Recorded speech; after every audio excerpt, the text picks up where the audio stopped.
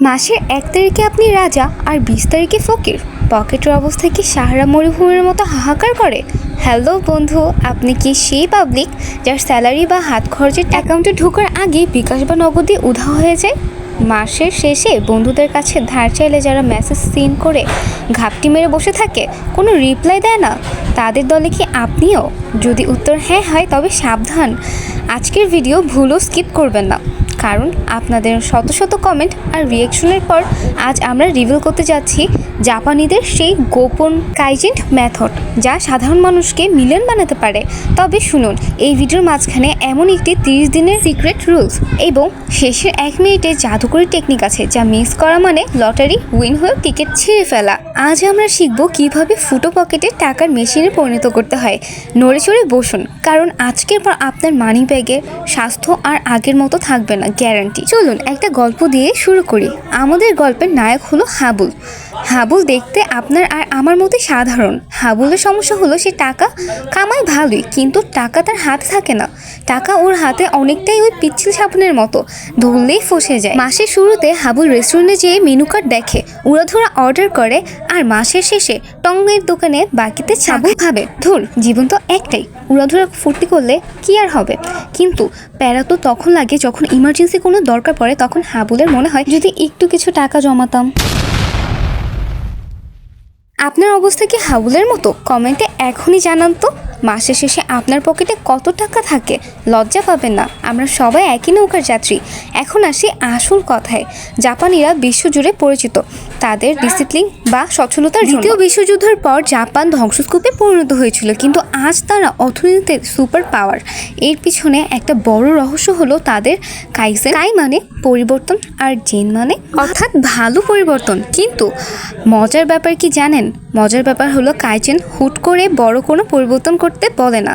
Kaizen বলে, ভাই তুমি একদিন পাহাড় কেটো না, প্রতিদিন একটু করে ছুরিতে মাটি সরাও। আমরা ভাবি আগামী মাসের বেতন থেকে আমরা 50% জমাবো। এটা অনেকটাই নিউ ইয়ারের রেজলিউশনের মতো। এটা অনেকটাই 1 জানুয়ারিতে নেওয়া হয় আর 3 জানুয়ারিতে ভেঙে ফেলা হয়। কাইজেন বলে, এত বড় লাভ দেওয়ার দরকার নেই, প্রতিদিন মাত্র 1% ইমপ্রুভ বা উন্নতি করো। আসুন হাবলু জীবনে কাইজেন অ্যাপ্লাই করি। হাবলু ঠিক করলো সে বড় লোক হবে, কিন্তু কিভাবে? প্রথম ধাপ হলো উদ্দেশ্য ঠিক করা। জাপানি ভাষায় এর শব্দ আছে মুক্তকি, যার মানে হলো পারপাস বা উদ্দেশ্য। কাইজেন মেথড বলে, টাকা জমানোর আগে নিজেকে প্রশ্ন করুন, আপনি টাকা জমাবেন আইফোন কেনার জন্য, নাকি নিজের বাড়ি করার জন্য, নাকি বিপদের সময় কাজে লাগানোর জন্য? উদ্দেশ্য না থাকলে টাকা জমানো অনেকটা ফুটবল মাঠে গোল পোস্ট ঠিক করে সে একটা গোল দেওয়ার মতো। হাবলু ঠিক করলো সে একটি বাইক কিনবে এবং ইমার্জেন্সি ফান্ড তৈরি করবে। আর হ্যাঁ, টাকার গভীরে যদি যেতে চান তাহলে আমাদের চ্যানেলে ভিডিও আছে, ওইখান থেকে দেখে নেবেন। চলুন দ্বিতীয় ধাপে যাই। দ্বিতীয় ধাপ, মুদা বা অপচয় বন্ধ করা। জাপানিরা যে কোনো অপচয়কে বলে মুদা। বড় জাহাজ ডুবানোর জন্য বড় কোনো বোমার দরকার হয় না, ছোট একটি ছিদ্রই যথেষ্ট। আচ্ছা ভাবেন তো, আমাদের পকেটের মুদা বা ছিদ্রগুলো কি? ধরুন আপনি প্রতিদিন অফিস বা ভার্সিটিতে ব্রেকের সময় 1 কাপ কফি বা চা খেলেন, দাম হয়তো 50 টাকা। মনে হচ্ছে ধুর 50 টাকাই তো, কি আর হয়। কিন্তু কাইজেন স্টাইলে হিসাব করুন, 50 ও 30 সমান 1500 টাকা। 1500 টাকা গুণ 12 মাস তো 18,000 টাকা। ভাই 18,000 টাকায় আপনি একটি ভালো স্মার্টফোন কিনতে পারেন, অথবা কক্সবাজারে ট্যুর দিয়ে আসতে পারেন। কাইজেন বলছে না যে আপনি না খেয়ে মরে যান। কাইজেন বলছে আপনার লাইফ থেকে ওই মুদা কমান, প্রতিদিন না খেয়ে সপ্তাহে 2-1 দিন খান। এই যে ছোট পরিবর্তন, এটাই আপনার ব্রেনকে সিগন্যাল দিবে যে আপনি কন্ট্রোলে আছেন। তৃতীয় ধাপ, গামান বা ধৈর্য ধরা। জাপানি কালচারে একটা অত্যন্ত পাওয়ারফুল শব্দ আছে গামান। এর মানে হলো ধৈর্য, যা আপনার নিজেকে নিয়ন্ত্রণ করে। আপনি কি শপিং মলে গেলে ই-কমার্সে পাল্লায় পড়েন না?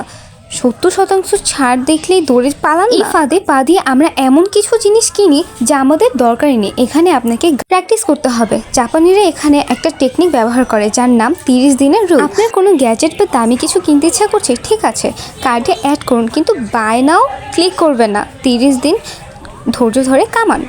বিশ্বাস করেন 30 দিন পর আপনার ওই জিনিসের প্রতি 90% আগ্রহ কমে যাবে। আর ধনীরা কিভাবে এই ইমোশন ব্যবহার করে আপনাকে দিয়ে খরচ করায় সেই গোপন ট্রিক্স জানতে বাটনে ক্লিক চ্যানেলে ধনীদের ডার্ক সাইকোলজি নিয়ে ভিডিও দেওয়া আছে, অবশ্যই মিস করবেন না। এখন সে 30 দিন ওয়েট করেন, দেখা গেল তার আলমারিতে 5টা জিন্স প্যান্ট পরে আছে আর সে অথচ এগুলো পরেইনি, কিন্তু তার পরের নাম্বারটা কিনতে যাচ্ছে। এই ছোট অবস্থা তার হাজার হাজার টাকা বাঁচিয়ে দিল। চতুর্থ ধাপ, আত্মসমালোচনা। আমরা আলসেমি করে খরচের হিসাব রাখি না। জাপানি দিন শেষে তারা নিজেদের কাজের ভুল ত্রুটি খুঁজে, যাকে বলা হয় হানসেন। কাইজিন বলে প্রতিদিন মাত্র 1 মিনিট সময় দিন। রাতে ঘুমানোর আগে জাস্ট 1 মিনিট হিসাব করুন যে আপনি কি আজকে ফালতু খরচ করেছেন। রিস্কায় না এসে 10 মিনিট হাঁটলে 20 টাকা বাঁচত। এটা যখন আপনি লিখবেন, পরের দিন আপনার ব্রেন অটোমেটিকলি আপনাকে সিগন্যাল দিবে, দোস্ত আজ হেঁটে যা, 20 টাকা সেভ হবে। এই 1 মিনিটের অভ্যাস আপনার মানি ব্যাগে হেলদি করে একটা প্রশ্ন করি, গত 1 সপ্তাহে আপনি এমন কি করেছেন যেটা না কিনলেও আপনার জীবন দিব্যি চলে যেত? কমেন্টে লিখুন।